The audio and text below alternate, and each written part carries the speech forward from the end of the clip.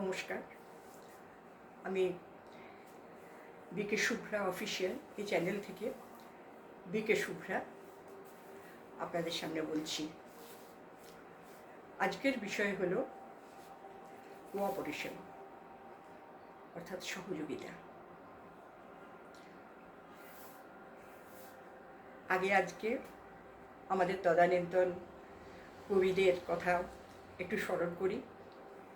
কবিরা আমাদের নৈতিক চেতনাকে সুন্দর করবার জন্যে, আমাদের চারিত্রিক গঠনকে আদর্শময় করবার জন্যে তারা বহু কবিতার মাধ্যমে ছোটোবেলা থেকে আমাদের অনেক সুন্দর সুন্দর কথা বলেছেন কবিতার মাধ্যমে। তাই আজকে তাদের একটু কবিতা দিয়েই আজকের আলোচনা শুরু করব। তারা যেসব কবিতা লিখেছিলেন তার ভেতরে সব থেকে সুন্দর লাগতো সকলের তরে সকলে আমরা, প্রত্যেকে মোরা পরের তরে। কিংবা লিখেছেন দশে মিলি করি কাজ, হারি জিতি নাহি লাজ। আবার বলেছেন দশের লাঠি একের বোঝা। অর্থগুলো প্রায় পাশাপাশি, প্রায় কাছাকাছি বলতে পারি। এইগুলো ছিল আমাদের আদর্শকে, আমাদের নৈতিক স্বভাবকে মহিমামণ্ডিত করবার জন্য তারা লক্ষ্য করেছেন। তারা দেখেছেন যে এই বয়সে আমরা এইগুলো যদি অধ্যয়ন করি তাহলে এই সমস্ত নীতিগুলো আমাদের মজ্জাগত হয়ে যাবে, আমাদের স্বভাবের সঙ্গে এগুলো মিশে থাকবে। অনেক উচ্চ চিন্তা, অনেক উচ্চ ধারণা নিয়ে আমাদের কবি সাহিত্যিকরা আমাদের পথ দেখিয়েছিলেন। আচ্ছা, প্রাচীন কবিদের কথা দিয়েই আজকের প্রসঙ্গ শুরু করা যাক। সহযোগিতার গুণ আমাদের মানবিক পরিকাঠামোকে পরিপক্ক হতে সহায়তা করে। কর্মে যেমন সফলতা আনে, সম্পর্কের মধ্যেও দৃঢ়তার সৃষ্টি করে এবং অনেক নেতিবাচক অভ্যাস থেকে, যেমন অহংকার, স্বার্থপরতা, হিংসা, প্রতিদ্বন্দ্বিতা ইত্যাদি থেকে আমাদের রক্ষা করে। সহযোগিতার মূল বৈশিষ্ট্য হল যৌথ লক্ষ্য, পারস্পরিক সাহায্য। সহযোগিতা পারিবারিক জীবন থেকে শুরু করে আন্তর্জাতিক সম্পর্ক পর্যন্ত সর্বত্রই সাফল্যের চাবিকাঠি। আমরা জানি এক এক জনের স্বভাব সংস্কার এক এক রকম হয়, তবুও আমরা সকলে একে অপরের সহযোগী হয়ে মিলেমিশে কাজ করি, কারণ আমরা জানি যে কর্মে উন্নতি করতে গেলে পরস্পরের সহযোগিতা একান্ত আবশ্যক। মনের চাঞ্চল্য সাধারণত আমাদের অসহিষ্ণু করে তোলে। সহযোগী মানুষের ধর্ম হলো যে কোনো কর্মে অন্তত একটা আঙুল হলেও, মানে যতটুকু সম্ভব, সেই জন্য বলেছি একটা আঙুল হলেও তারা বাড়িয়ে দেওয়া। সহযোগের ভাবনা আমাদের ধীরতা, স্থিরতা, কর্মে দক্ষতা, উৎসাহ, উদ্দীপনার নিশ্চয়তা আনে। সহযোগিতা একটি মানুষের দায়িত্বের অন্তর্ভুক্ত, কারণ সহযোগিতার গুণ মানুষের উৎসাহ যোগায় এবং আভ্যন্তরীণ শক্তিকে উদ্দীপিত করে। বর্তমান সময়ে বিশ্ব পরিবর্তনের মঙ্গলার্থে আমাদের প্রতিটি মানুষের সহযোগিতার প্রতি বিশেষ সচেতনতার আবশ্যক। সেই সহযোগিতা অর্থ দিয়ে হোক, শ্রম দিয়ে হোক, কিংবা মনের মঙ্গল ভাবনাকে একাত্ম করেই হোক, অর্থাৎ যার দ্বারা যা সম্ভব সেইভাবেই, অর্থাৎ কৃষ্ণ যেভাবে 20 আঙুলের ওপর সেই ভারী গোবর্ধন পর্বত উঠিয়েছিলেন, আমরা ছোটবেলায় পড়েছি, সেইভাবেই সহযোগিতার আদর্শকে আমাদের কাজে লাগাতে হবে। ঈশ্বরের নির্দেশ, হিম্মতে বচ্চে মদদে খোদা, অর্থাৎ সহযোগিতার হিম্মত নিয়ে, অর্থাৎ শক্তি নিয়ে যদি আমরা এক কদমও এগিয়ে যেতে পারি, তাহলে ঈশ্বরের সাহায্য হাজার কদম থাকবে আমাদের সাথে, এ বিষয়ে কোনো সন্দেহ নেই।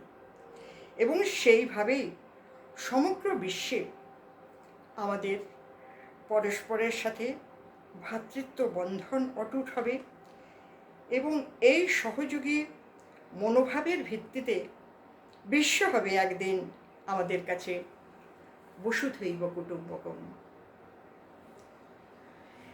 এই সহযোগিতার উপর আজ আপনাদের একটি ছোট গল্প বলবো।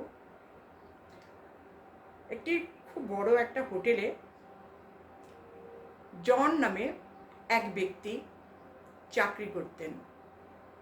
একটা হোটেলে তো বিশাল বড় অফিস থাকে হোটেলের বিভিন্ন পারপাসে, সেখানেও প্রচুর মানুষই কাজ করেন। তার ভিতরে জন নামে একজন ব্যক্তি, তিনি প্রত্যেক দিন যখন অফিসে আসতেন, ওই গেটকিপার যে থাকে, দারোয়ান যে থাকে গেটের কাছে, তাকে একটু দেখে মিচকে হেসে গুড মর্নিং বলে ঢুকতেন।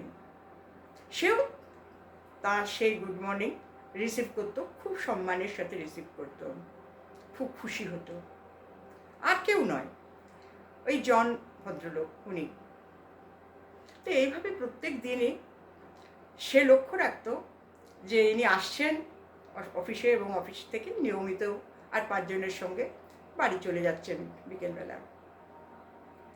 একদিন কি হয়েছে, ছুটি হয়ে গেছে, 5টা পর্যন্ত সকলের ডিউটি, ছুটি হয়ে গেছে, কিন্তু জন সে এখনো বেরোয়নি অফিস থেকে, সকলে চলে গেছেন।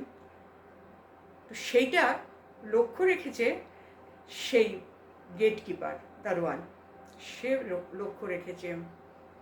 সে খুব ভয়ও পাচ্ছে, তার খুব আশ্চর্যও লাগছে, তার মনে অনেক রকমের প্রতিক্রিয়া হচ্ছে। তার কারণ তার জানা আছে যে তিনি যখন চলে যান সেই সময় ওকে বাই বলে একটু সম্বোধন করে তাকে বিদায় জানিয়ে তিনি বাড়ি যান।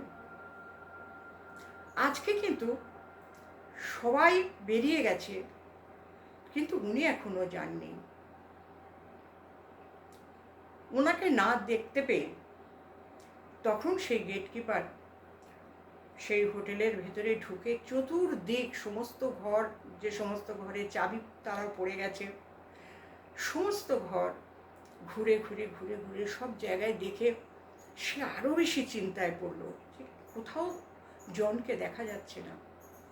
তারপর তার কি মনে হলো, সে একবার, মস্ত বড় কন্টিনেন্টাল হোটেল তো, সেখানে বিশাল বড় স্টোর, বিশাল বড় হলের মতন বিশাল বড় স্টোর রুম, সেখানে ওর কি মনে হলো, সেই স্টোর রুমের তালা সে খুললো।